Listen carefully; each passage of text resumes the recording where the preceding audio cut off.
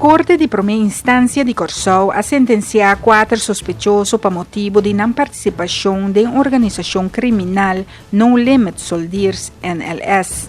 Por 2015, e 4 pessoas aqui estavam a formar parte de organização que estava a atender com traficação de droga, crime de violência, entre qual intento de assassinato e lavamento de placa. E prova contra o sospechoso não consistir para grande parte de assim chamada conversação PGP, Pretty Good Privacy. Com a investigação na Holanda, a queda confiscar cerca de provedor que dona o serviço PGP do exterior. Corte a decidir que a confiscação de conversação PGP aqui estava legítimo e usa essa aqui como prova contra o sospechoso. Corte a sentenciar RL de 42 anos de idade a um castigo de prisão de 14 anos para sua participação em organização para provocar assassinato na parte francesa de Saint Martin e para transportar 2 lotes de total de 200 kg de cocaína fora do Caribe para a França. RL a queda absolver de acusação de provocação de liquidação de outra pessoa, para sobre sua ação não pode ser relacionada com o atentado aqui. Para o motivo aqui, a corte chega a castigo de prisão mais baixo com 22 anos que o fiscal do Ministério Público a pedir. A suma de placa que arranha cerca RL também lo queda confiscar. CL, de 50 anos de idade, a queda condenada a castigo de prisão de 8 anos para seu rol como a pessoa que estava encarregada com o assunto financeiro da organização.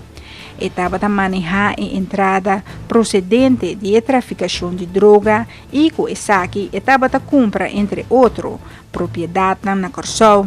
Também estava envolvido em traficação de droga. No transcurso de anos, houve milhões de florinhas passadas em sua mão. Sua vivienda, auto, joias e placa da queda confiscar. Fiscal a anunciar também que o vem com demanda de expropriação e a demanda aqui lo queda a tratar depois. SP, de 37 anos de idade, a queda condenada a castigo de prisão de 6 anos para sua participação em uma organização. SP a provocar extorsão de comerciante. Também estava envolvido em traficação de droga. Banda de Esaki estava involucrada em pagamento de tiradona, que assassinar uma pessoa na parte holandesa de Saint Martin. Sospechar da organização de estar envolvida em assassinato de pareja de de seus líderes. Para o que trata é acusação de provocar assassinato, SP a queda absolver. Passou não por a prova que estava taxada de antemano que o assassinato aqui lo vai tomar lugar. Para o motivo aqui, a corte chega a castigo de prisão mais baixo, que é 4 anos que o fiscal do Ministério Público a pedir.